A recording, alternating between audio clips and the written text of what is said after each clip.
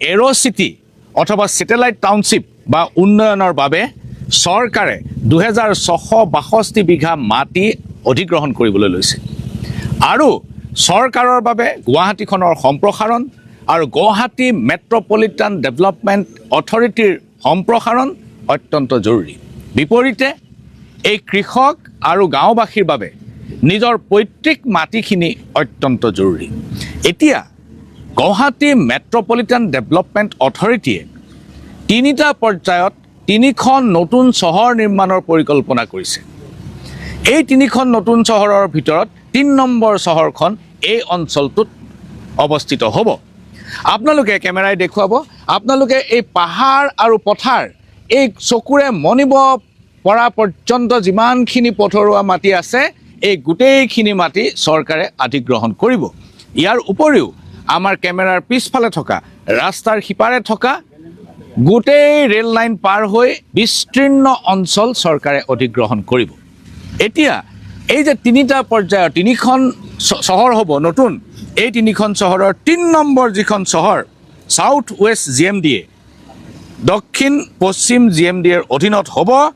এইখন হৈছে পাচনিয়াপাৰা, সজ্জনপাৰা, গাইৰীপাৰা, আল্লিবাৰী, তাৰাপাতিপাৰা, এইকেইখন গাঁও সামৰি লোৱা হৈছে। কিন্তু আটাইতকৈ দীঘলীয়া তালিকাখন মোৰ ওচৰত আছে, য'ত আমাৰ গাঁওবাসী আছে, য'ত পচনিয়াপাৰা, মাটিকাটুনি, জবে, দেওৰালি, জাংলিপাৰা, কামাৰগাঁও এইবিলাকৰ হাজাৰ হাজাৰ বিঘা মাটি অধিগ্ৰহণৰ বাবে সাজু কৰা হৈছে।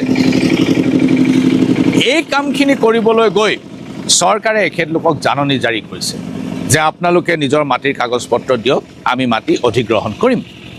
আৰু প্ৰতি বিঘা মাটিৰ বিপৰীতে পচনিয়াপাৰাত 35 লাখ টকা, মাটিকাটুনিত 22 লাখ টকা, জবেত 22 লাখ টকা, দেওৰালিত 22 লাখ টকা, জাংলিপাৰাত 12 লাখ টকা, কামাৰগাঁৱত 12 লাখ টকা ধাৰ্য কৰা হৈছে প্ৰতি বিঘাত।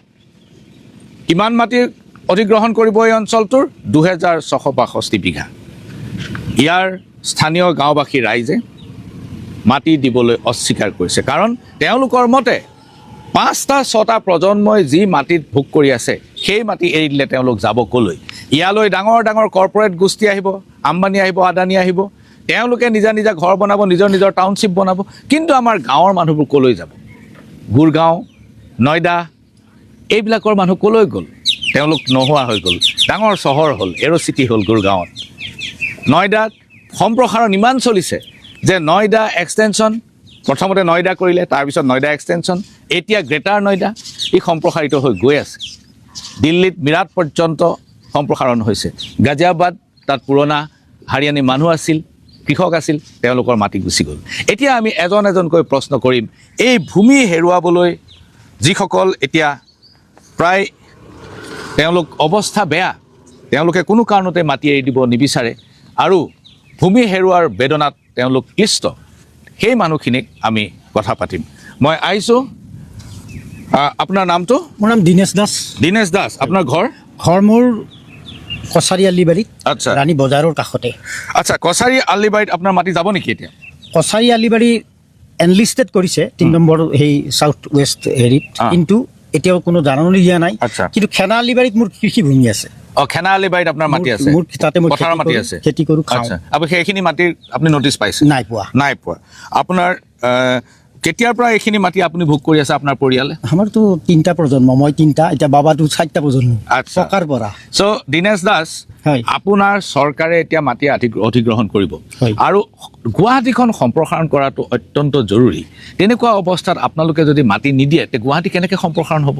নাই, এতিয়া কথাটো হ'ল কি, আমি ইয়াত প্ৰায় যি প্ৰজেক্ট কৰিছে এই 6খন গাঁও, পাচনিয়াপাৰা, দেওৰালি, মাটিকুটুনি, জংগলীপাৰা, এইখন জবে, আজি জবেত বহিছোঁ। গতিকে জবেৰ ইতিমধ্যে দাগ নম্বৰবোৰ ওলাইছে, ছাৰ্ভ কৰা নাই কেৱল। গতিকে এই আৰু যিবিলাক মানে নটিচ কৰা নাই, এই যিখিনি 3 নম্বৰ সাউথ ৱেষ্ট হেৰি, এইখিনিতো সজনপৰাৰ পৰা, এইখন গাঁৱৰ পৰা লাগি আছে। গতিকে তেওঁলোকৰ খেতি কৰে এই পথাৰত, ৰাস্তাৰ দাঁতিত মানুহখিনি থাকে, পথাৰখন তেওঁলোকৰ এটা আয়ৰ উৎস, জীৱন জীৱিকাৰ উৎস, উপাৰ্জনৰ উৎস। মোৰ প্ৰথম প্ৰশ্ন চৰকাৰলৈ, সম্প্ৰসাৰণ ডেভেলপমেণ্ট তেওঁলোকে কৰক, কিন্তু আমাৰ এই কৃষিজীৱী পৰিয়ালবিলাকে এই মাটি এৰি দি তেওঁলোকক ডেভেলপ কৰাত দিয়াত আমাৰ বিৰোধ আছে। কাৰণ আমাৰ চাকৰি বাকৰিত তলা লাগিছে চৰকাৰে, যিমানে এটা পাৰি নকওক আজিৰ প্ৰজন্ম নিবনুৱা। কিন্তু মাটিটো চৰকাৰে পাবই লাগিব কোনোবা নহয় কোনোবা উৎসৰ পৰা। কিন্তু আমি ক'ব খুজিছোঁ, আজি যদি আমাৰ মাটিখিনি আদানীয়ে লয় বা কোনোবা কৰ্পৰেট গোষ্ঠীয়ে লয়, তেওঁ তাৰ পৰা আয় কৰিব, ইনকাম কৰিব। আমাৰ পইচা কেইটামান পাম, 50 লাখ 60 লাখ টকা, সেই পইচাৰে ক'ত মাটি পাম? গোটেই পথাৰখন যেতিয়া দখল কৰিব, আমাৰ ক'ত দূৰত, আমিতো পাহাৰত খেতি কৰিব নোৱাৰোঁ। মানুহখিনি যাব ক'ত? কাৰণ মোৰ ল'ৰা ডাঙৰ হৈছে, তাৰপিছত আৰু তাক বিয়া বাৰু কৰাৰ পিছত তাৰ প্ৰজন্মটো আৰম্ভ হ'ব। সেইখিনি পৰা আমি 2-3 বিঘা মাটি, বেছি নাই। আজি অসমীয়াৰ হাতত আপোনাৰ 95 কৃষকৰ হাতত 2 বিঘা 3 বিঘা মাটি আধি চুকানি কৰে, ৰায়তী মাটি আছে। গতিকে ৰাইজসকল বঞ্চিত হ'ব ভীষণভাৱে। ইয়াৰ পৰা জবেৰ পৰা ছজনপাৰা, আন্দিৰজুলি, পানীচান্দা একেবাৰে আপোনাৰ মালিয়াতালৈ 5000 ৰায়ত আছে। অথচ ৰায়তী স্বত্ব আইন 71 মতে মালিকৰ লগত বুজাবুজি কৰি ৰায়তক মালিকী স্বত্ব দিব লাগে, কিন্তু এই কামটো চৰকাৰে কৰোৱা নাই। গতিকে এতিয়া যদি ৰায়তসকল বঞ্চিত হয়, আপুনিতো জানে বিষ্ণুৰাভাৰ সংগ্ৰামৰ আধিয়াৰ আন্দোলনৰ ফলত এইখন আইন হৈছে। গতিকে সেই আইন আজি কিমান দশক হ'ল, পাৰ হ'ল, ৰায়তসকলে কোনো অধিকাৰ পোৱা নাই। গতিকে ৰায়তসকলে কি পাব? মালিকে পইচা পাব, বিপৰীতে কৃষিভূমি হেৰুৱাব। ক'ৰ পৰা খাব তেওঁলোকে? আজি আমাৰ আয়ৰ উৎস, জীৱন জীৱিকাৰ উৎস এই মাটিখিনি। আজি এনেকুৱা ভাৱ হৈছে যে হৰিণাৰ মাংসই বৈৰী। আমাৰ মাটিখিনি লোভ লাগিছে কোম্পানীবিলাকৰ, গুৱাহাটীৰ ওচৰত হোৱাৰ কাৰণে লোভ। গতিকে সেই লোভটোৰ আমাক কাংকাল কৰিব, খঙাল কৰিব, কৃষকখিনিক জিনা হাৰাম কৰি দিব। ক'ত খাব তেওঁলোকে? ক'ত যাব? এইটোতো মৌলিক প্ৰশ্ন। বহুত ধন্যবাদ দীনেশ দাস ডাঙৰীয়া। মই আহিব খুজিছোঁ আপোনাৰ ওচৰলৈ। আপোনাৰ নামটো? মোৰ নাম দৌলত আহমেদ। দৌলত আহমেদ। আপোনাৰ গাঁওখনৰ নাম কি? পাচনিয়াপাৰা। পচনীয়াপাৰা। আপুনি জাননী পাইছে নেকি?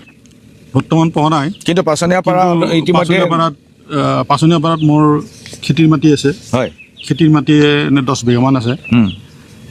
মই এজন কৃষক, KVK মাৰ্কেটিং, SRD গোটেই মানে কেন্দ্ৰীয় গৱেষণা উদ্যোগ, তেওঁলোকেও জানে মই এজন ভাল কৃষক বুলি।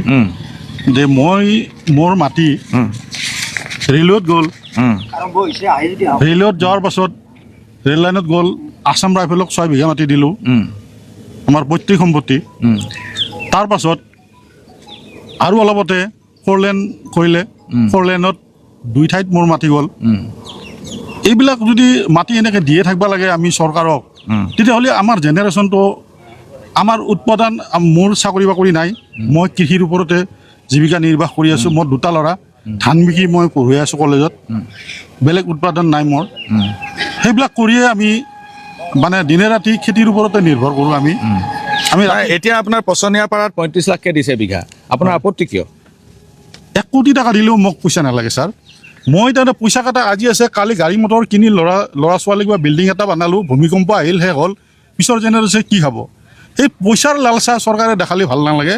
এতিয়া আমি কৃষিজীৱী মানুহ, কৃষিৰ ওপৰত নিৰ্ভৰ কৰোঁ। আপুনি 1000 টকা নোট এখন লৈ যাব আপুনি মাৰ্কেটত, কিন্তু আপুনি 2 নম্বৰী বস্তুহে পাব। আপুনি অৰিজিনেল যিটো কৃষিত সাৰ নিদিয়াকৈ যিটো খাদ্য খায়, এতিয়া কেঞ্চাৰৰ ভয়ানক পৰিস্থিতি। নাই, সেইটো বুজিছোঁ।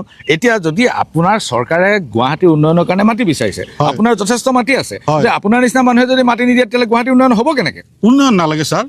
এতিয়া গুৱাহাটীত থকা মানুহখিনি এতিয়া অক্সিজেন পোৱা নাই। আমাৰ এইফালেও যদি সেনেকুৱা হয়, আমাৰো বেমাৰে আঁতকি ধৰিব। এতিয়া আপোনাৰ কিমান চনৰ পৰা আপোনালোকৰ মাটি এইখিনি? আমাৰ 5 জেনেৰেশ্যনৰ পৰা। আমাৰ ইয়াতে সজনপাৰাত মাটি আছে, মোৰ দেওৰালিত আছে, কামাৰগাঁৱত আছে, পাচনীয়াপাৰাত আছে, জংগলীপাৰাত আছে। এই গোটেই চৰকাৰে যিমানটা মাটিত ঠাই দিছে তাতে প্ৰত্যেকতে অলপ অলপ মাটি আছে আমাৰ। আচ্ছা, বহুত ধন্যবাদ। মই সম্ভৱ হ'লে আপোনাৰ ওচৰলৈ পুনৰ আহিম। আপোনাৰ নামটো? হয়, মোৰ নামটো জেহেৰুল ইছলাম। আপোনাৰ ঘৰ? মোৰ আজাৰাত। আজাৰাত। আপোনাৰো মাটি যাব নেকি? হয়, মোৰ এতিয়ালৈকে অহা নাই, কিন্তু আমাৰ আজাৰা অঞ্চলত আৰু মিৰ্জাপুৰ অঞ্চলত এৰ' চিটিৰ কাৰণে ইতিমধ্যে যথেষ্ট সংখ্যক মাটি, যথেষ্ট মানুহৰ মাটি ইতিমধ্যে আহিছে। আৰু আমাৰ যিখন পিছফালে থকা বৃহৎ পথাৰ, য'ত এটা সময়ত খেতি হৈছিল, সেই গোটেই পথাৰখন এতিয়া পূৰাপূৰিকৈ এৰ' চিটিৰ নামত লোৱাৰ পৰিকল্পনা কৰিছে আমাৰ চৰকাৰখনে। আচ্ছা, এৰ' চিটি হ'লেতো ভালেই হ'ব, বহুত টকা পাব আপুনি। আচলতে ঘটনাটো কেনেকুৱা হৈছে, আমাৰ যিসকল মানুহে আজাৰা আৰু মিৰ্জাপুৰত আমি ইতিমধ্যে বসবাস কৰি আছোঁ, তেওঁলোকে এয়াৰপৰ্টৰ নামত আৰু এয়াৰপৰ্ট সম্প্ৰসাৰণৰ নামত 5 বাৰতকৈ অধিক মাটি আমি ইতিমধ্যেই দিছোঁ। তাৰোপৰি আমাৰ এই অঞ্চলৰ মানুহখিনিৰ যিখিনি মানুহৰ এতিয়া মানে এই জীৱিকা আছিলে, আপোনাৰ ধৰি লওক এই তাতে বসতি স্থাপন কৰিছিলে, তেওঁলোকৰ কাৰণে তাৰমানে কি হ'ব, তাতে যদি বৃহৎ কনষ্ট্ৰাকশ্যন যদি হয়, এই ধৰণৰ যদি উন্নয়ন হয় এৰ' চিটিৰ দৰে যিটো দিল্লীত হৈছে, দিল্লীত আমি দেখিবলৈ পাইছোঁ যে দিল্লীত যেতিয়া এৰ' চিটি হৈছে, এৰ' চিটি হোৱাৰ পিছত তাৰে যিখিনি স্থানীয় মানুহ, সেই স্থানীয় মানুহখিনি তাৰে পৰা পলাব লগা হৈছে, কাৰণ তেওঁলোকৰ যাতে যথেষ্ট সৰু সৰু মানে পজাঘৰ কিছুমান আছিলে, আৰু যেতিয়া বৃহৎ কনষ্ট্ৰাকশ্যন হয় নহয়, তেতিয়াহ'লে সৰু মানুহবিলাক থাকিব নোৱাৰা হয়। গতিকে আমাক এনেকুৱা ধৰণৰ অসমতা ভৰা আমাক উন্নয়ন নালাগে, আমাক উন্নয়ন এনেকুৱা ধৰণৰ উন্নয়ন লাগে যে আমাৰ প্ৰথম আমাৰ মৌলিক প্ৰয়োজন হৈছে খাদ্য, বস্ত্ৰ, বাসস্থান। এতিয়া আমাৰ কৃষিৰ ভিত্তিত যেতিয়া উন্নয়নৰ কোনো পৰিকল্পনা কৰা আমি এই চৰকাৰখনৰ পৰা দেখা নাই। তেওঁলোকে য'ত নেকি এই পথাৰবিলাকত জলসিঞ্চনৰ ব্যৱস্থা কৰিব লাগিছিল, এই পথাৰবিলাকত তেওঁলোকে সেইটো বুজি পালোঁ, কিন্তু এতিয়ালৈকে যিমানবোৰ উন্নয়ন হৈছে এতিয়া কৃষিভূমিৰ ওপৰতেইটো হৈছে। কৃষিভূমিটো আৰু সদায় ৰাখিব নোৱাৰে আপুনি, উদ্যোগ কৰিব লাগিব, ৰাস্তা বনাব লাগিব, ৰেল লাইন বনাব লাগিব, দলং বনাব লাগিব, ঘৰ বনাব লাগিব, চহৰ বনাব লাগিব, তেতিয়া কিয় কৃষিভূমিটো এৰি দিব নোখোজে?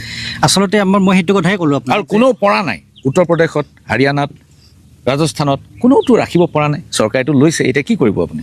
এতিয়া মানে আমাৰ ৰাইজৰ এটাই আমি পণ লৈছোঁ যে আমি কোনো পধ্যেই আমাৰ কৃষিভূমি আমি এৰি নিদিওঁ, আৰু এইকাৰণেই নিদিওঁ কাৰণ আমাৰ ভৱিষ্যত প্ৰজন্মৰ কথা আছে, আৰু আমাৰ আচলতে কি মৌলিক প্ৰয়োজনটোক বাদ দি তেওঁলোকে যদি বেলেগ উন্নয়ন কৰিব বিচাৰিছে, আমি সেই উন্নয়নৰ পক্ষপাতি নহয়। বহুত ধন্যবাদ। মই বাইদেউৰ ওচৰলৈ আহিব খুজিছোঁ। বাইদেউ, আপোনাৰ নামটো?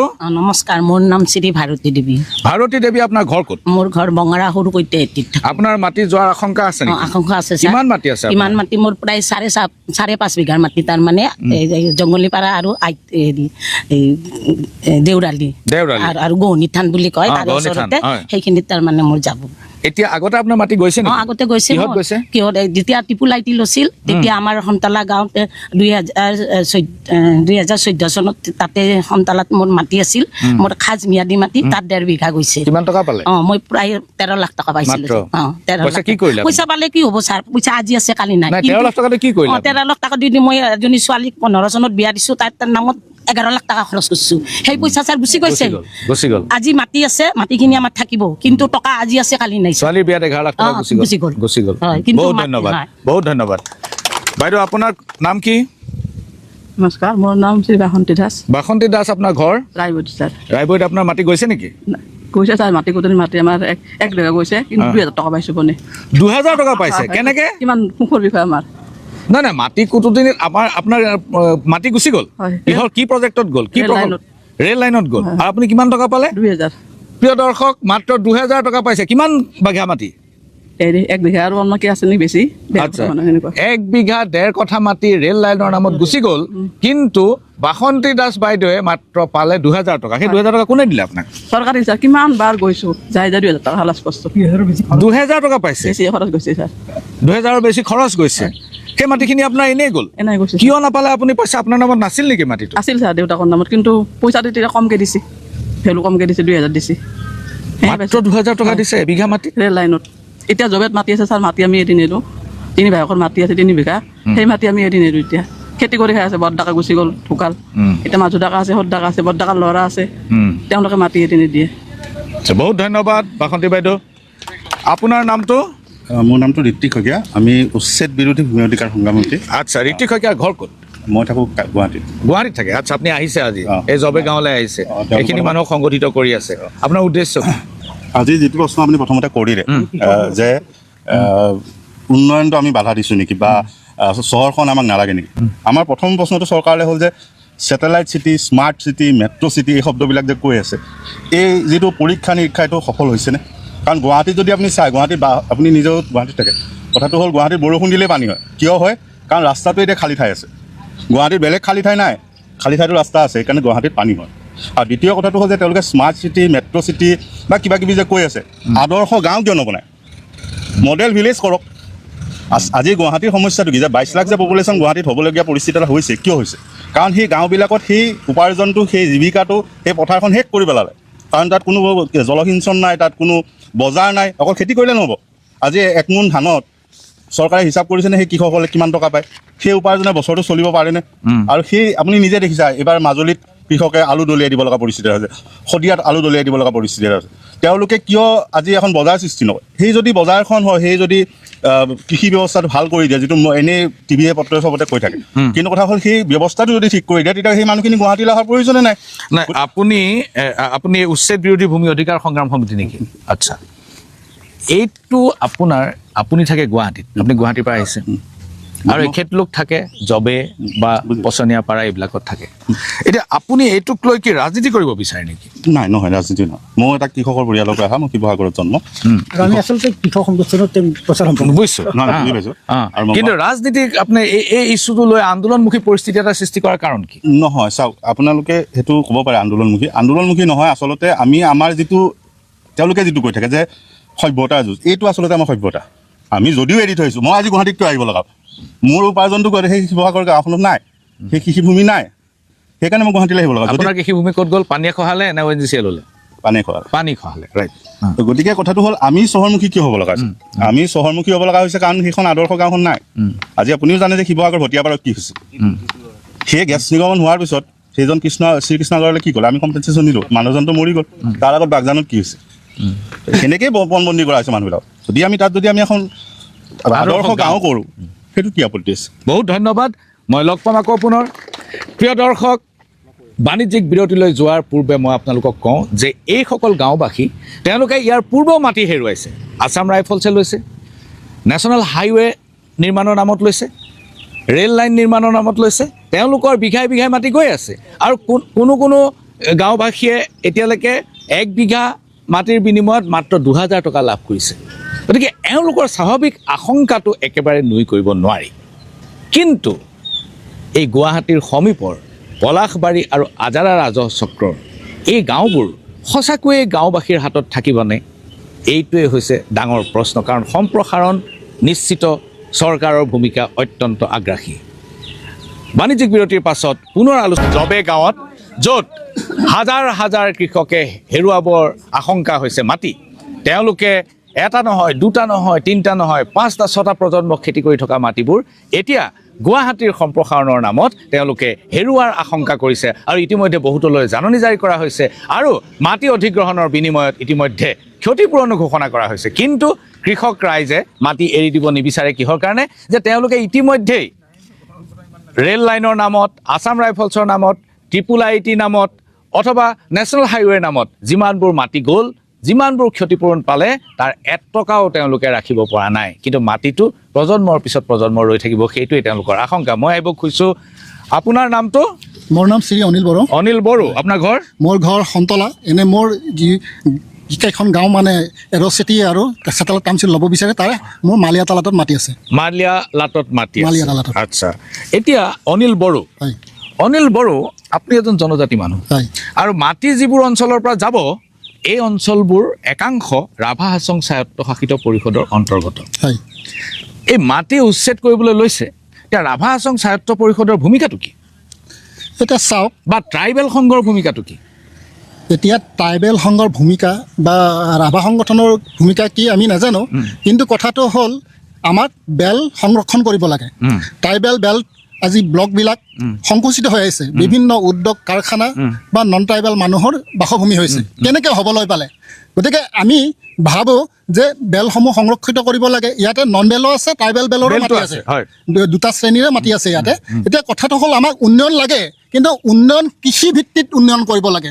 ইয়াতে প্ৰতিখন গাঁৱত কৃষিভিত্তিত একোটা উদ্যোগ 10 বিঘা 15 বিঘা মাটি লৈ তেওঁলোকে কৃষিভিত্তিক উদ্যোগ স্থাপন কৰক, তাৰ স্থানৰ মানে সংস্থাপন পাব। কিন্তু এই উন্নয়ন কাৰ কাৰণে? আম্বানী আদানীৰ কাৰণে কৰিছে। এতিয়া চাওক, মুখ্যমন্ত্ৰী বিভিন্ন ধৰণৰ কথা কৈ আছে যে ইয়াতে আদানী আহি কি কৰিব, কিন্তু ইতিমধ্যে কি কৰিলে? আদানীটো এয়াৰপৰ্টক দি দিলে, কি কৰিব? এতিয়া আমাৰ প্ৰশ্ন হ'ল, ইয়াতে এই আদানীহঁতে ইয়াতে টাউনশ্বিপ ইয়াতে স্থাপন কৰিব, টাউনশ্বিপৰ নামত বিভিন্ন ঘৰত ধনী ধনী মানুহ ইয়াতে বসবাস কৰিব, বা বিভিন্ন ধৰণৰ তেওঁলোকে প্ৰজেক্ট ইয়াতে সংস্থাপন কৰিব। কিন্তু তাৰ ফলত আমাৰ লাভ হ'ব, আমি কেইটামান টকা পাম, কিন্তু আমাৰ পৰৱৰ্তী জেনেৰেশ্যন ক'ত যাব? এতিয়া চাওক, আমাৰ পূৰ্বতে আপোনাৰ দিছপুৰত ট্ৰাইবেল মানুহ আছিলে, কাৰ্বি মানুহ আছিলে, সেই মানুহবিলাক স্থানান্তৰিত হৈ গ'ল, বিভিন্ন অঞ্চললৈ গুচি গ'ল। ঠিক তেনেকৈ আমাৰ ৰাণী অঞ্চলত ৰাভা আছে, গাৰো আছে, বড়ো মানুহ আছে, তেওঁলোক ক'ত যাব? তেওঁলোকৰ পৰৱৰ্তী জেনেৰেশ্যনবিলাক ক'ত যাব? গতিকে আমাক তেওঁলোকে জাতি মাটি ভেটিৰ কথা কৈ আভুৱা ভাৰি আছে।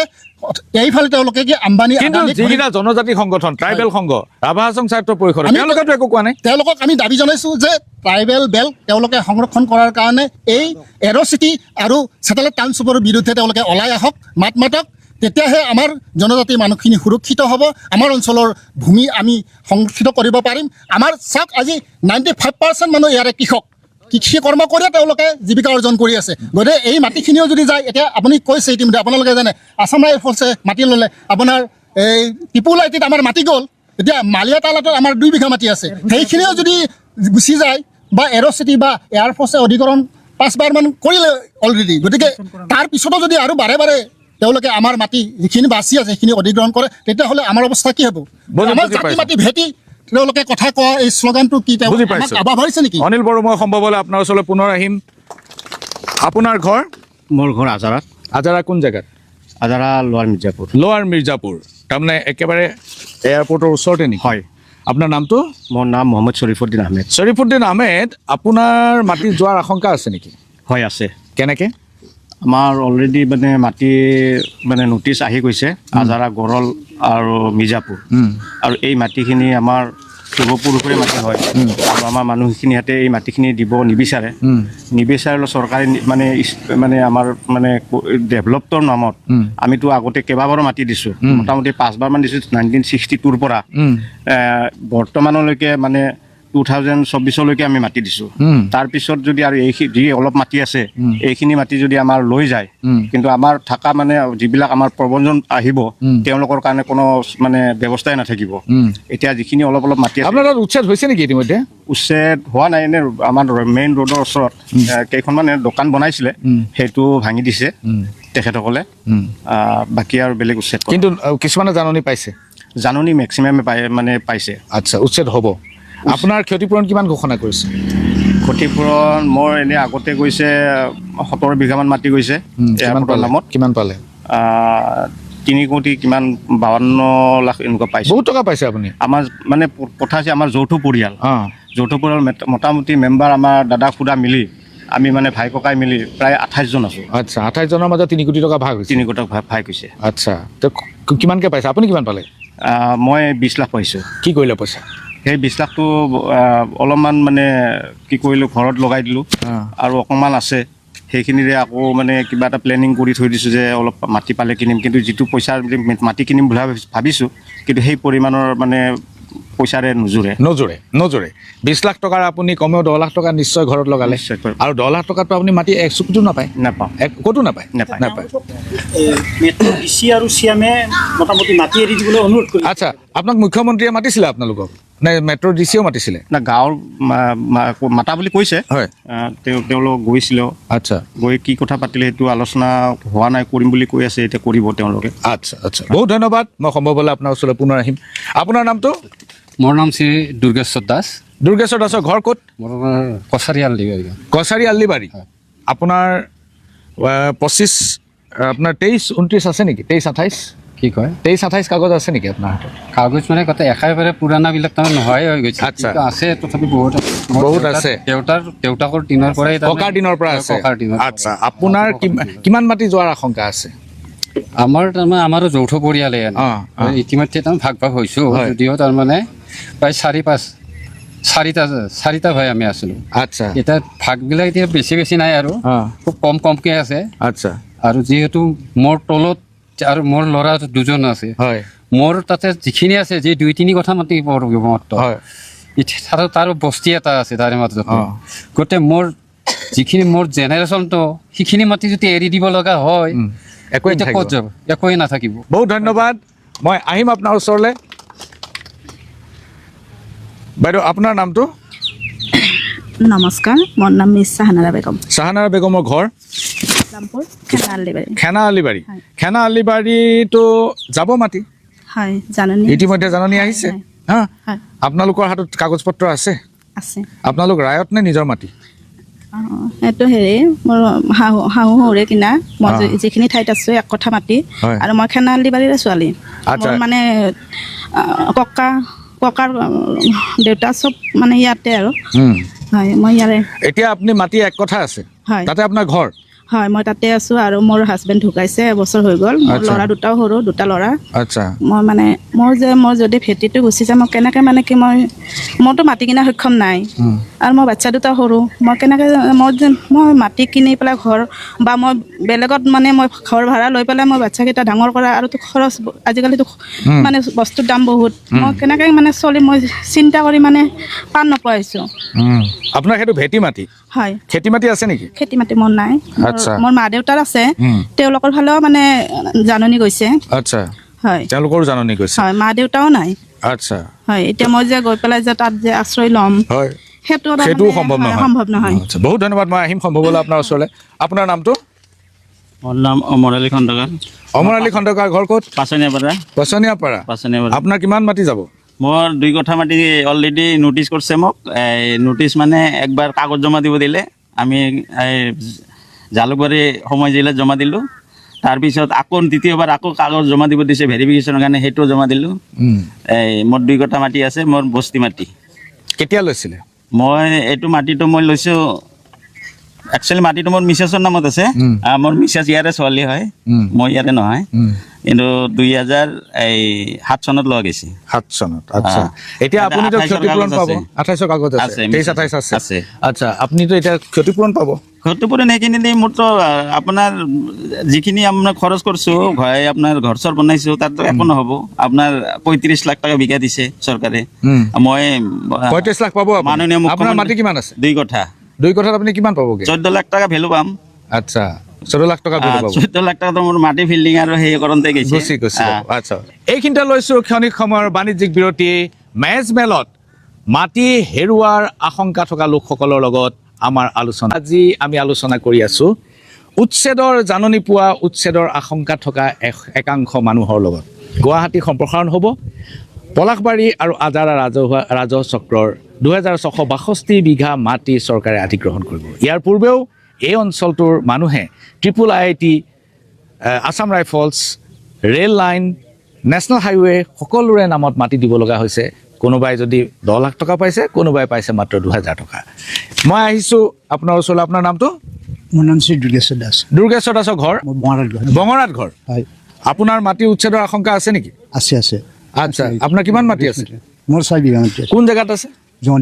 জংলীপাৰাত আপোনাৰ মাটি জংলীপাৰাত ধাৰ্য কৰা হৈছে 12 লাখ টকা প্ৰতি বিঘাত হয় আচ্ছা এতিয়া আপুনি 72 লাখ টকা পাব হয় আপুনিতো 72 লাখ টকা পালে ভালেই হ'ব 72 লাখ টকা দি কি হ'ব আজিকালি ঘৰ বনাব লাগিলে বহুত টকা লাগি যায় হয় আৰু লগতে আমাৰ যদি নেক্সট পৰিয়ালটো কেনেকৈ চলিব মানে আমাৰ পূৰ্বপুৰুষসকল যেনেকৈ গেল এতিয়া আৰু আমাৰ ভৱিষ্যত পৰিয়ালসকলে কেনেকৈ চলিব সেইকাৰণে মানে আমি মাটিটো দিব বিচৰা নাই।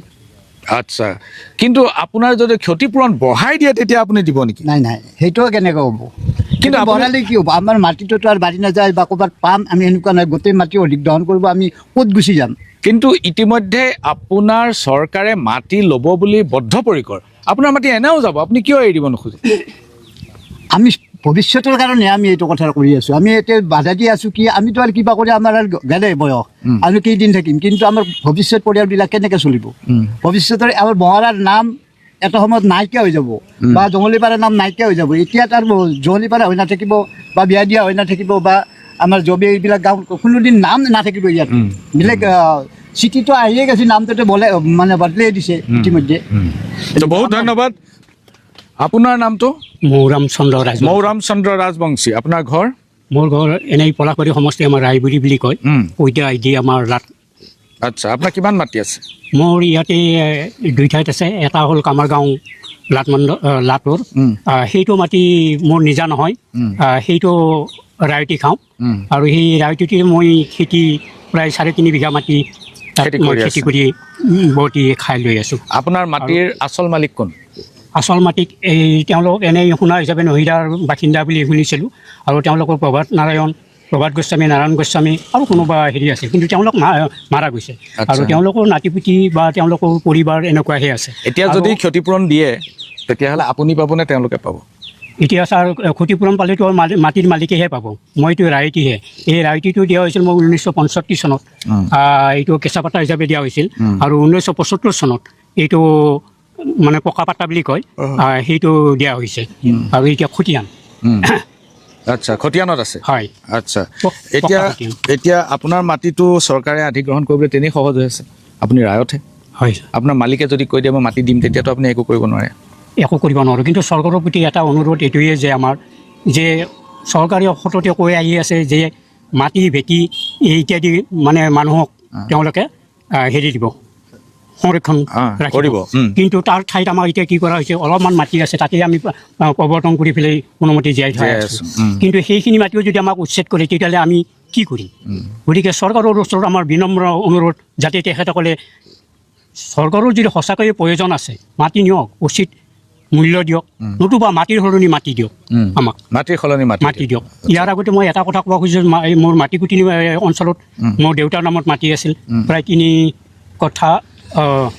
3 বিঘা 4 কঠা 10 লেচা তাতে নামমাত্ৰ মানে মোৰ মথাউৰিৰ কাষতে মাটি আছিল আৰু সেইটো মই এটা ভৱিষ্যত এটা ভাবি লৈছিলোঁ যে তাতেই মোৰ বসতি সংস্থাপন কৰিম কাৰণ ঘৰৰ মাটিও মোৰ খুব কম গতিকে তাতেই থাকিব গতিকে কিন্তু সেই মাটিটোৰ ভেলু দিছিলে মাত্ৰ 4,24,000 কৰি মাত্ৰ গতিকে এইটো তেনেকুৱা ধৰণৰ ক্ষতিপূৰণ তেনে কম হৈছে হয় বহুত ধন্যবাদ জনাইছোঁ আপোনাৰ চেনেলক মই ধনেশ্বৰ মহন্ত মই ইয়াতে মাটি কুটনিৰ অকণমান লৈছিলোঁ জেগা 3 কঠা জেগা কিন্তু এতিয়া জাননী শুনিব পালোঁ এই জাননী আহিছে এই শুনিব পালোঁ যে মাটিখিনি যাব মাটিখিনি বহুত কষ্ট কৰি লৈছিলোঁ আৰু এই মাটি আমি হেৰাব বিচৰা নাই কিমানত লৈছিলে আপুনি এইটো মাটি মই 25 লাখকৈ হেৰি আছিলে বিঘা 35 লাখ পাব এতিয়া নহয় মোৰতো 22 লাখৰ ভেলু ৰাখিছে কিন্তু মই ৰেভিনিউ দিছোঁ 25 লাখৰ গভৰ্ণমেণ্টক ৰেভিনিউ দিছোঁ জি এম ডিক মই 25 লাখৰ দিছোঁ কিন্তু এইটো ভেলুটো দূৰৰ কথা কিন্তু মাটিখিনি যাব নালাগে কাৰণ কেলৈ আমি অসমীয়া মানুহ আমাৰ ইয়াৰ পৰা যদি মাটিখিনি গুচি যায় তেতিয়াহ'লেতো আমাৰ অস্তিত্বই দেখোন নোহোৱা হৈ যাব আৰু যিখিনি খেতি কৰা মাটিখিনি বহুত কষ্টৰে মানুহখিনিয়ে খেতি কৰি খাই আছিলে 1 বিঘাত নাই বুলি 20 মোন ধান ওলায় এটলিষ্ট মানুহখিনিয়ে পূৰা বছৰৰ ধান খায় এতিয়া মাটিখিনি যদি গুচি যায় তেতিয়াহ'লে তেওঁলোকে চলিব কেনেকৈ এনেকুৱা মানুহ মাটি কেতিয়া লৈছিলে কোন চনত মই 15 চনত লৈছিলোঁ কিমান বিঘা লৈছিলে মোৰ 3 কঠা মাটি 3 কঠা আচ্ছা আচ্ছা এতিয়া আপুনি মাটি এৰি দিব বিচৰা নাই মই বিচৰা নাই এৰি দিব আপুনি কি ভাবিছে এতিয়া চৰকাৰে মাটি ল'বই নাই চৰকাৰক মই বিনৰ অনুৰোধ কৰিছোঁ বেলেগ ফালে যাওক আমাৰ এইখিনি এৰি দিয়ক বেলেগ ফালে যাওক আচ্ছা যি কৰে কৰিব লাগে আৰু বেলেগ ঠাইত যেনেকৈ কৰক আচ্ছা মানে চৰকাৰৰ স্বাৰ্থত আমাৰ জনসাধাৰণে অলপ হাৰাচমেণ্ট পোৱাটো নিবিচাৰোঁ মানে বহুত ধন্যবাদ মই আপোনাৰ ওচৰলৈ সম্ভৱ পুনৰ আহিম আপোনাৰ নামটো মোৰ নাম জয়নাল আলীৰ ঘৰ এতিয়া জংগলীপাৰা কিমান মাটি আছে আপোনাৰ মাটি আধা বিঘা কিনি লৈছিলোঁ মই কেতিয়া কিনিছিলে কিনিবা আজি হ'ল নেকি 20 বছৰ 20 বছৰ হ'ল আচ্ছা এতিয়া আপোনাৰ মাটিখিনি যোৱাৰ আশংকা হৈছে নাই এভেকশ্যন কৰি দিছে এভেকশ্যন কৰিলে এভেকশ্যন কৰি দিছে আপুনি ক'ত থাকে এতিয়া এতিয়া মই ইয়াতে হেৰি পল্লী বান্ধি আছোঁ পল্লী বান্ধিছোঁ মানে এই ডেম্পু জানি তিৰপাল দি আছে তিৰপাল দি আছোঁ আপোনাৰ মাটিটো কি বেদখল আছিল নেকি নহয় আমি মালিকৰ তাতে কিনিছিলোঁ মালিক কোন মালিক এই বঙৰাহাৰী আছিল আপোনাক কেনেকৈ উচ্ছেদ কৰিলে এই গোটেই কৰি দিলে আমাৰ সেইখিনি এটা কিমান মানুহ উচ্ছেদ হৈছে আমাৰ তাতে 400 মানুহ হৈছে 400 মানুহ ক'ত আছে আপোনালোক মানুহ কিছুমান কবাই গেল কিছুমান আছে সেইবিলাক ট্ৰাইবেল বেল্ট আছিল নেকি বেল্টৰ মাটি আছিল আপোনালোক আছিলে ট্ৰাইবেল বেল্ট আমি এইগিলা নাজানিছিলোঁ না আমি নদী খাওঁ না মানুহ আচ্ছা আমি আগতে আছিলোঁ আমি ফুটুৰিত থাকিলে তাৰমানে ফুটুৰিৰ পৰা আমি উঠি আহিলোঁ একে মাটি কিনি পেলাই অলপকৈ তাৰমানে আপোনাৰ মাটিৰ মালিক কোন আছিল মালিকটোৰ নামটো মই পাইছোঁ আচ্ছা জনজাতি মানুহ অসমীয়া মানুহ ট্ৰাইবেল মানুহ নে নহয় ট্ৰাইবেল বেল্টত যিজনৰ পৰা কিনিছে আপুনি সেইজন ট্ৰাইবেল নহয় সিহঁতৰে নিজা মাটি বুজিছোঁ আচ্ছা ট্ৰাইবেল বেল্ট হোৱাৰ আগৰ পৰা বহি আছিল নেকি তেওঁলোক আগৰে মাটি সেই মাটিটো কিনাটো আপোনাৰ ভুল হ'ল আমি আৰু নাজানি পেলাই কিনিছোঁ দেচোন কিমান মাটি আছিলে মই এতিয়া আধা বিঘা কিনিছোঁ এতিয়া আপুনি তিৰপালৰ তম্বু তৰি থাকে কোন জেগাত এই হেৰি জংগলীপাৰাত থাকে মানে আলিবাৰী নহয় হেৰি ইছলামপুৰত আচ্ছা এই 400 ঘৰ মানুহ এতিয়া কি শিবিৰ পাতি আছে কিছুমান আছে কিছুমান গেছি কিমান মান নাতিয়াও আছে তম্বু তৰি পেলাই এতিয়া কিমান আছে সিমান হিচাপ কৰা নাই আপুনি ইয়াত এতিয়া কি কৰিম বুলি ভাবিছে আপুনি এতিয়া কি কৰিম বুলি ভাবিছোঁ এতিয়া কিবা কৰে সিহঁতৰ তেখেতে জানিব নহয় আপুনি কি কৰিম বুলি মই আৰু আছোঁ এনেকৈ আৰু কি কৰিবি মোৰ ক'কো যাবৰ জেগা নাই প্ৰিয় দৰ্শক এনেকুৱা বহুত ঘটনা আছে ঘটনাবিলাক অলপ বেলেগ ধৰণৰ আমি কৈ আছোঁ জনজাতি বেল্ট মুকলি কৰিব লাগে আৰু দেখাত চৰকাৰে যেতিয়া উচ্ছেদ কৰিছে তেতিয়া জনজাতিৰ বেষ্টনী মুকলি কৰিছে। কিন্তু জনজাতিৰ বেষ্টনীত এনেকুৱা কিছুমান মানুহ আছে, এনেকুৱা কিছুমান অজনজাতি মানুহ আছে যিসকলে জনজাতি বেল্ট ঘোষণা কৰাৰ আগৰে পৰাই তাত বসবাস কৰি আছে। আৰু ইয়াতে কিছুমান মানুহ আছে, ইয়াত বহুত সংখ্যক মানুহ আছে যিসকলৰ 25-28 বুলি এবিধ ডকুমেণ্ট আছে। সেই ডকুমেণ্টবিধ হৈছে যে 1925 চনৰ পৰা 1928 চনৰ ভিতৰত যিসকলক ট্ৰাইবেল বেল্ট বা অন্য অঞ্চলত বন্দোবস্তি দিয়া হৈছিল তেওঁলোকৰ হাতত সেই ডকুমেণ্টটো আছে। কিন্তু এই মানুহজনে যিখিনি মাটি কিনিলে তেওঁ এজন অজনজাতি মানুহৰ পৰা কিনিলে, আৰু অজনজাতি মানুহৰ নিজে থকাৰ বা তেওঁৰ পৰিয়াল থকাৰ অধিকাৰটো আছিল, কিন্তু তেওঁৰ বিক্ৰী কৰাৰ অধিকাৰটো নাছিল, যিটো এখেতে নাজানে। যাৰ কাৰণে আজি তেখেত সৰ্বহাৰা হৈ এটা প্লাষ্টিকৰ পলিথিনৰ তম্বু তৰি বাস কৰিব লগা হৈছে। আৰু তেখেত এজন নহয়, তেখেতৰ লগতে 400 পৰিয়াল বঙৰা অঞ্চলৰ পৰা উচ্ছেদিত হৈছে। আৰু এই উচ্ছেদ, এইসকল সৰ্বহাৰা দুখীয়া মানুহক উচ্ছেদ কৰা হৈছে। তাত কোন বহি তাত যিবোৰ ঘৰ হ'ব সেইবোৰ কোনে কিনিব? সেইবোৰৰ প্ৰতিটোৰ দাম হ'ব 1.5 কোটিৰ পৰা 2 কোটি টকা। আৰু সকলো ধনৱান ব্যক্তিয়ে সেই ঘৰবোৰ কিনিবলৈ সক্ষম হ'ব। কিন্তু এখেত ক'লৈ যাব? সেই তম্বুটোৰ পৰা ওলোৱাৰ কোনো ৰাস্তা তেখেতৰ সন্মুখত এই মুহূৰ্তত নাই। 2টা ল'ৰা আছে, হাজিৰা কৰে, আজি পালে কাইলৈ নাই। তেখেতে নিজেও হাজিৰা কৰে, স্বাস্থ্যই টানে বানে হাজিৰা কৰি খাব। কিন্তু তাৰপিছত কি? এই ধৰণৰ অনিশ্চিত ভৱিষ্যতৰ সন্মুখত এতিয়া হাজাৰ হাজাৰ মানুহ। আহিব খুজিছোঁ আন এজন ব্যক্তিৰ ওচৰলৈ। আপোনাৰ নামটো? মোৰ নাম শ্ৰী ভূপেন দাস। ভূপেন দাস, আপোনাৰ ঘৰ? মোৰ ঘৰ কছাৰী আল্লিবাৰী। কছাৰী আল্লিবাৰী। আল্লিবাৰী কেইবাখনো নেকি? খেনা আল্লিবাৰী, কছাৰী আল্লিবাৰী, ওচৰা-ওচৰি। আপোনাৰ কি মাটি যাব বুলি ভাবিছে নেকি? GMDৰ মানে বৃহত্তৰ গুৱাহাটী যিটো চিটি টাউনশ্বিপ যিটো সম্প্ৰসাৰণ, সেই সম্প্ৰসাৰণত আমাৰ কছাৰী আল্লিবাৰীখন অন্তৰ্ভুক্ত কৰিছে। কিন্তু এতিয়ালৈ তেনেকুৱা কিন্তু আপুনি গম পাইছে যে আহিবই। এইটো মানে যিটোকে সম্প্ৰসাৰণ নীতি হয়তো 2 বছৰ পিছত আমালৈ নটিচ আহিব পাৰে। গতিকে তাৰে এটা আশংকাত ভুগি আছোঁ। মাত্ৰ 1 বিঘাই মোৰ বসবাস ভূমি। মোৰ ককা দিনৰ পৰাই আমি 3টা প্ৰজন্ম ইয়াত আমি বসবাস কৰি আছোঁ। আমি 3জন ভাইৰ মাজত সেই মাটিখিনি আমি তাতে আছোঁ। আপোনাৰ ভেটি মাটি? সেইটো ভেটি মাটি সেইখিনি। আচ্ছা, আপোনাৰ মাটি পটা আছে? পটা আছে, আমাৰ 23-28ৰ কাগজ। 23-28ৰ কাগজ আছে, সেইটোৱেই 23-28ৰ কাগজ আছে। মানে অৰ্থাৎ 1923 চনৰ পৰা 28 চনৰ ভিতৰত আপোনালোকক বন্দোবস্তি দিয়া হৈছিল, আৰু 1956 চনত আপোনালোকে সেই পট্টাখন কাগজখন লাভ কৰিলে, নহয় জানো? আচ্ছা, এতিয়া আপোনাৰ মাটিখিনি যদি যায় আপোনাকতো ক্ষতিপূৰণ দিব। ক্ষতিপূৰণ দিলেও আমাৰতো আৰু বিকল্প মাটি নাই। আমি আপোনাৰ আগতে মাটি গৈছে নেকি? আগতে মাটি যোৱা নাই, কিন্তু সেইখিনিয়ে আমাৰ মানে সম্বল, তাতে জীয়াই থকাৰ আমাৰ সম্বল। মোৰ ছোৱালী 2গৰাকী আছে, তাহাঁত তাতে থাকিব লাগিব। আমাৰ দিনকেইটা বাৰু গ'লে, প্ৰায় গ'ল। আমি মানে এতিয়া 60ৰ ঊৰ্ধত বয়স, গতিকে মোৰ দিনকেইটা বাৰু যাব এনেকৈ 10টা বছৰ বা 15 বছৰ। মোৰ বাকী বংশধৰখিনি তাত থাকিব লাগিব। মোৰ ভাই থাকিব, মোৰ সৰু ভাই, ময়ে খাওঁ, ঘৰখনত ডাঙৰ ল'ৰা, গতিকে দায়িত্ব আছে মোৰ। আৰু মই বেলেগত মাটি কিনিব পৰা মোৰ সামৰ্থ্যও নাই। মই কাৰণে লিমিটেড ইনকামৰ মানুহ, এনেকুৱা এটা কথা। গতিকে সেই আশংকাত ভুগিছোঁ। আৰু বাকী এইখিনি মানুহ, এইখিনি আমাৰ ককাই ভাইখিনি বিপদত পৰিছে, তেওঁলোকৰ মাটি উচ্ছেদ হ'ব। এই কথাখিনি শুনি মই এই সংগ্ৰামত যদি কিবা সহায় কৰিব পাৰোঁ, তেওঁলোকৰ লগত থাকি এই কথাখিনি যাতে চৰকাৰৰ লগত যাতে ক'ব পাৰোঁ যে উচ্ছেদটো বন্ধ কৰক, মানুহৰ লগত আলোচনাত মিলিত হৈ পেলাই অন্ততঃ কৃষিভূমিখিনি বাদ দি পেলাই অন্য অঞ্চলত তেওঁলোকে সম্প্ৰসাৰণৰ নীতিটো লওক। এইখিনি আমাৰ মানে ক'বলগীয়া কথা। আৰু বহুতৰ ঘূৰি আহিছোঁ মাইজমেলৰ মজিয়ালে। সময় যিমানে আগবাঢ়িছে সিমানে নতুন নতুন মুখ, নতুন নতুন সমস্যা। ৰেল লাইনত মাটি গ'ল, টকা পালে মাত্ৰ 2000। বঙৰাত কাৰোবাৰ পৰা মাটি কিনি বহিছিলে, কিন্তু ওলাল জনজাতি বেল্ট। উচ্ছেদ হ'ল। উচ্ছেদ হোৱাৰ পিছত এতিয়া পলিথিনৰ এটা তম্বু তৰি থাকে। পৰিয়ালটোত 2জন ল'ৰা, বাপেক মাক। বাপেকে হাজিৰা কৰে, 2জন পুতেকে হাজিৰা কৰে। সন্মুখত সম্পূৰ্ণ অনিশ্চিত ভৱিষ্যত। আপুনি মই বাতানুকূলিন কক্ষত বহি এইসকল মানুহৰ কথা কল্পনা কৰিব নোৱাৰোঁ। যিসকলে এইখিনি মাটি উচ্ছেদ কৰি নতুন এটা পৰিকল্পনা কৰিছে, তেওঁলোকো বাতানুকূলিন কক্ষত বহি আছে। আপুনি ময়ো বাতানুকূলিন কক্ষত বহি আছোঁ। কিন্তু এওঁলোকৰ যিটো দুৰৱস্থা, সেই কথাটো কল্পনা কৰিব নোৱাৰে। নিজে এবাৰ ভাবি চাওকচোন, আপুনি যি দিয়াৰ কথা মাটিত ঘৰ বনাই আছে, হঠাৎ যদি কাইলৈ আপোনাৰ এখন জাননী আহে, ইয়াৰ পৰা আপোনাক উচ্ছেদ কৰা হ'ব, আপুনি ক'ত যাব? মই নাজানো। আপুনি যদি যথেষ্ট ধনী মানুহ হয় তেতিয়াহ'লে আপোনাৰ হাতত বিকল্প আছে। কিন্তু আপুনি যদি মধ্যবিত্ত অথবা নিম্ন মধ্যবিত্ত হয়, এই মুহূৰ্তত আপোনাৰ হাতত কোনো বিকল্প নাই। এই বিকল্পহীন মানুহখিনিৰ ওচৰত উপস্থিত হৈছোহি আমি। আপোনাৰ নামটো? মোৰ নাম সাজিদ আলী। সাজিদ আলী, আপোনাৰ ঘৰ ক'ত? পাচনিয়াপাৰা। পচনিয়াপাৰা। আপোনাৰ মাটি যাব বুলি ভাবিছে আপুনি, আশংকা কৰিছে? মোৰ মানে আছে লিষ্টত নাম আছে।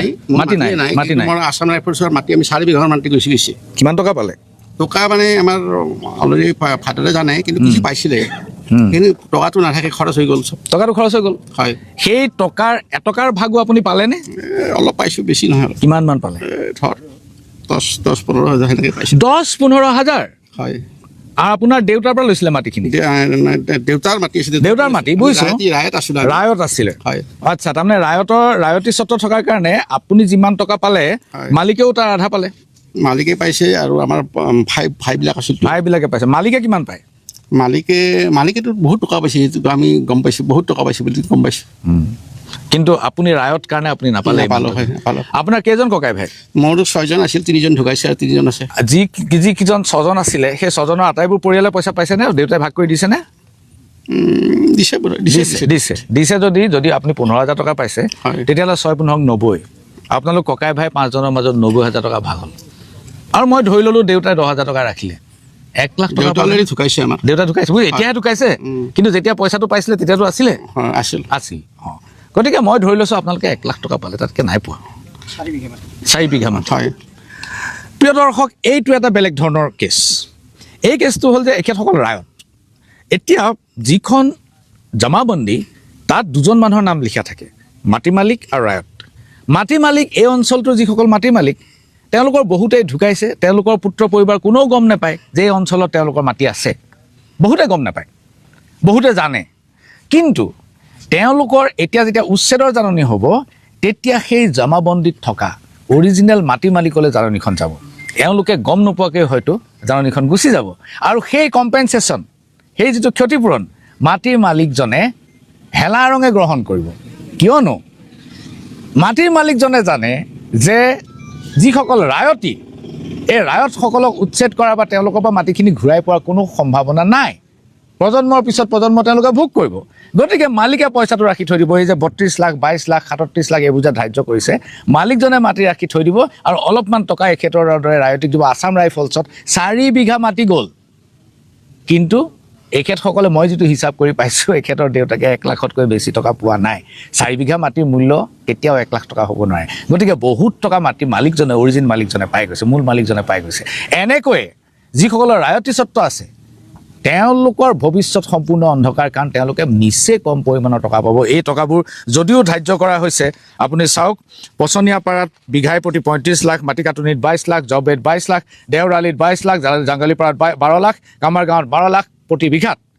এই টকাখিনিৰ খুব কম পৰিমাণৰ টকাহে এওঁলোকে পাব বুলি ধৰিব পৰা গৈছে। মই আগবাঢ়িম। আপোনাৰ নামটো? হয়, নমস্কাৰ। মোৰ নাম হীৰেণ শৰ্মা। মুনীন শৰ্মা? হীৰেণ শৰ্মা। হীৰেণ শৰ্মা। মোৰ গাঁও হ'ল কৈতাহেদি। মোৰ ইয়াতে মানে খেনালিবাৰী, মাটিকুটুনি আৰু জবেৰ, ইয়াতে মানে বৰ্তমান যিটো মানে অধিগ্ৰহণ কৰা কথা আছে, বহুখিনি মাটি মোৰ যোৱা কথা আছে। মাটিখিনি যোৱাত আমাৰ আপত্তি এইটো কাৰণতে আছে, আমাৰ ফেমিলিৰ মাটিৰ কথা কৈছোঁ। আছাম ৰাইফলছত মোৰ 10 বিঘা মাটি গৈছে। 10 বিঘা মাটি গ'ল? আচ্ছা। জইণ্ট ফেমিলি, আমাৰ জইণ্ট ফেমিলি, আমি 4জন ভাই ককাই। ৰেল লাইনত গৈছে অলৰেডি 3 বিঘা মাটি। 4-3 কিমান গ'ল? আগতে আছাম ৰাইফলছতকৈ 10 বিঘা আৰু 13 বিঘা গ'লেই? 13 বিঘা গ'ল। নেশ্যনেল হাইৱেত বৰ্তমান যিটো নেশ্যনেল হাইৱে বনাই আছে, তাত গৈছে 3 বিঘা মাটি। আচ্ছা, 16 বিঘা? 16 বিঘা মাটি গৈছে। গতিকে আমাৰ মাটি বুলিব লগা, এইখিনি মাটি গ'লে আমাৰ মাটি বুলিব লগা একো নাই, নাথাকিব। এতিয়া কিমান মাটি আছে আপোনাৰ? এতিয়া আমাৰ 12 বিঘামান মাটি। 12 বিঘা মাটি আছে। আপোনাৰ যুটীয়া পৰিয়াল? জইণ্ট ফেমিলি, যুটীয়া। আপোনালোকৰ যে 16 বিঘা মাটি গ'ল, টকা পালে? টকা পাইছোঁ নগণ্য। এই আছাম ৰাইফলছত তেতিয়া আপোনাৰ হেৰি দিছিলে, ভেলুৱেশ্যন দিছিলে 4,25,000 টকা পাৰ বিঘা। আৰু এতিয়া নেশ্যনেল হাইৱেৰ যিটো মাটি গৈছে, মানে একদম নেশ্যনেল হাইৱেৰ পৰা 500 মিটাৰ দূৰত এই যিটো আমাৰ নতুন নেশ্যনেল হাইৱেটো গৈছে, তাত ভেলুৱেশ্যন দিছে মাত্ৰ 12.5 লাখ টকা বিঘা। কিন্তু মাৰ্কেট ভেলু যদি চাব লগা যায়, তাত এতিয়া 1.5 কোটি কঠা বিক্ৰী হৈছে। আচ্ছা, 1.5 কোটি টকাত কঠা বিক্ৰী হৈছে। আচ্ছা। কিন্তু আমাক ইয়াৰ ভেলুৱেশ্যন দিছে মাত্ৰ 12.5 লাখ। আচ্ছা। এতিয়া সেই পইচাটো আমাৰ খেতিয়ক ৰাইজসকলে বৰ্তমানেও পোৱা নাই। অফিচত বিভিন্ন ধৰণৰ প্ৰচেছ। আৰু এটা কথা ক'ব লাগিলে, হেঙৰাবাৰী DC অফিচত এটা পুৰণা ব্যাধি আছে। মই বহুদিন হেঙৰাবাৰী DC অফিচত গৈছোঁ। তেখেতসকলৰ কেৱল ফাইল হৰাই। আমি ইয়াৰ পৰা কিমান দিন যাম তেখেতসকলৰ তাত? চেণ্ট্ৰেল ৰিচিভত আমি ফাইল জমা কৰোঁ। চেণ্ট্ৰেল ৰিচিভত ফাইল জমা কৰাৰ পাছত যি ডিপাৰ্টমেণ্টৰ ফাইলে নহওক, আমাৰ ফাইল একুইজিশ্যন ব্ৰাঞ্চত যাব লাগে। একুইজিশ্যন ব্ৰাঞ্চত যাই দুদিন পিছত গ'লে আপোনালোকৰ ফাইলটো পোৱা নাই পোৱা বুলি কয়। নাই পোৱা। আচ্ছা আচ্ছা। এজনে আকৌ কৈছে যে যিজনৰ তাত ফাইলটো আছিল, একদম এইটো সঁচা কথা, বৰ্তমান চলি থকা, তেখেত ট্ৰেন্সফাৰ হৈছে। গতিকে ফাইলটো বিচাৰি পোৱা নাই। ফাইলটো বিচাৰি পোৱা নাই।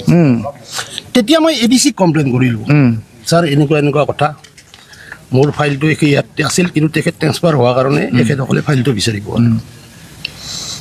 ADC তেতিয়া বড়োবাবুজনক মাতি আনিলে। মাতি আনি ক'লে যে এনেকুৱা এনেকুৱা কথা, এখেতৰ ফাইলটো কিয় নাই? তেখেত ট্ৰেন্সফাৰ হৈ গৈছে। ট্ৰেন্সফাৰ হ'লে ফাইল হৰাব। ফাইল কেনেকৈ যাব? ফাইল হৰাবতো নোৱাৰে। কিন্তু ADCজনৰ কৃপাত তেখেতে ট্ৰেন্সফাৰ হোৱা মানুহজনক মাতি আনি ফাইলটো তেখেতে উলিয়াই দিলে। কিন্তু এই ঘটনাটো মোৰ নহয়, চবৰে হৈছে, মেক্সিমাম মানুহৰ হয়। এখন কাগজ যদি আজি আপুনি দি আহে, 4 দিন পিছত খবৰ ল'ব গ'লে ৰ'ব আপোনাৰ ফাইলটোৱে বিচাৰি পোৱা। এনেধৰণৰ বিভিন্ন অসুবিধা আছে। এতিয়া আপোনাৰ যিখিনি মাটি আছে, সেইখিনি মাটি যদি আপুনি উপযুক্ত ক্ষতিপূৰণ পায়, আপুনি দিবনে? উপযুক্ত ক্ষতিপূৰণ মানে মই এইটোৱে ক'ব বিচাৰিছোঁ, এইখিনি মোৰ জাষ্ট মোৰ ব্যক্তিগত কথা কৈছোঁ, কিন্তু আমাৰ ইয়াতে মোৰ দৰে মাটি যোৱা মানুহ বহুত আছে। গতিকে চৰকাৰক যদি মাটি লাগে, তেখেতসকলে এটা জেগাত বাৰে বাৰে মাটি একুইজিশ্যন কিয় কৰে? তেখেতসকলে অলপ জেগাটো চেঞ্জ কৰক। আমাৰ আহিব লগা নতুন প্ৰজন্মই খেতি পথাৰ বুলি ক'লে চাবৰ কাৰণে আমি হয়তো বহুত দূৰত লৈ যাব লাগিব। খেতি পথাৰ দেখিব নহ'ব নতুন প্ৰজন্মই। গতিকে অলৰেডি 3-4 বাৰ একুইজিশ্যন হোৱাৰ পাছত আমাৰ এইখিনি মাটি তেখেতসকলে এৰাটো আমি বিচাৰিছোঁ। বহুত ধন্যবাদ শৰ্মা ডাঙৰীয়া। আপোনাৰ নামটো? মোৰ নাম মনিৰ আলী। মনিৰ আলী, ঘৰ? মই আমাৰ অৰিজিনেল ঘৰ আছিল ফুতুৰি গাঁৱত। তাৰপৰা আমি কামাৰ গাঁৱত মাটি অলপ কিনি লৈছোঁ। কামাৰ গাঁৱত? কামাৰ গাঁৱত। আচ্ছা, এতিয়া সেই কিমান মাটি আছে আপোনাৰ কামাৰ গাঁৱত? মই মাটি কিনি লৈছিলোঁ 3 কঠা, 2 লাখকে কিনি লৈছিলোঁ। লোৱাৰ পাছত এতিয়া মালিকটোৰ নাম আছিল নাম আছিলে পাহৰিলোঁ এতিয়া। এতিয়া গুৱাহাটীতে ঘৰ মালিকটোৰ।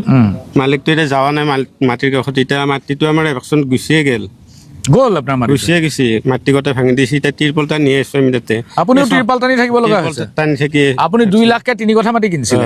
6 লাখ দি কিনিছিলে? আজি হ'ল 10-15 বছৰমান। এতিয়া আপোনাৰ সেইটো জনজাতি বেষ্টনী পৰিলে চাগে, বেল্ট পৰিলে? বেল্টত পৰি গ'ল বোলে এতিয়া। আচ্ছা, মালিক কোন আছিলে? এই কিবা কনকলতা বৰুৱা নাম আছিল। কনকলতা বৰুৱা?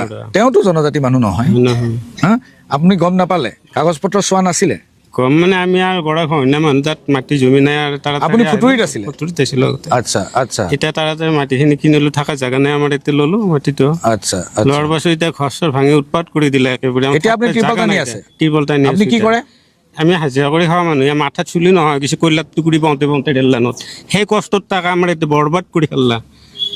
আচ্ছা, আমি এতিয়া কি কৰি খাম? এতিয়া খাবৰ মাটি কিনবাৰ উপায় নাই, একো কৰবাৰ উপায় নাই। এনেকুৱা পৰিস্থিতি। আপুনি ৰেল লাইনত কয়লাৰ টুকুৰি কৰি?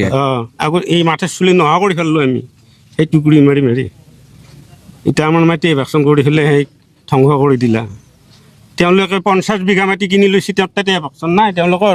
আমাৰ যি 1-2 কঠা মাটি কিনি লৈছোঁ, তাতেও এটা এভেকশ্যন কৰি দিছে। তো ভাবিব লগা কথা নেকি? আমাৰ ল'ৰা ছোৱালী ক'ত থাকিব? থাকিব জাগা নোহোৱা কৰি ফেললা আমাক। ইমান উৎপাত কৰিব লাগে নেকি? আমি ভোট দি পেলাই তেওঁলোকক ডাঙৰ দীঘল কৰি পেলালোঁ, আৰু আমাক ইমান উৎপাত কৰি ফেললা। কিয় ইমান উৎপাত কৰিব লাগে? বহুত ধন্যবাদ। মই সম্ভৱ হ'লে আপোনাৰ ওচৰলৈ আহিম। ইতিমধ্যে বৰষুণে কণিয়াইছে, গতিকে আমি এই কাৰ্যসূচী সামৰিব লাগিব। আচ্ছা, দীনেশ ডেকা ডাঙৰীয়া, দীনেশ দাস, এই গোটেই মানুহখিনিক লৈ এতিয়া কি পৰিকল্পনা হ'ব পাৰে? এতিয়াতো মানুহখিনি উচ্ছেদ কৰিবই। আজি বিধানসভাত মই এইমাত্ৰ খবৰ পালোঁ, বিধানসভাত ইতিমধ্যে ছেটেলাইট চিটি ডেভেলপমেণ্ট অথৰিটি গৃহীত হ'ব, পাছ হ'ল, মানে উত্থাপন হৈছে। আৰু তাত ঘোষণা কৰিছে যে তেওঁলোকে এই 2600 এইটোত ল'ম বুলি দৃঢ় সংকল্প হৈছে এই 6খন ৰাজহ গাঁৱত।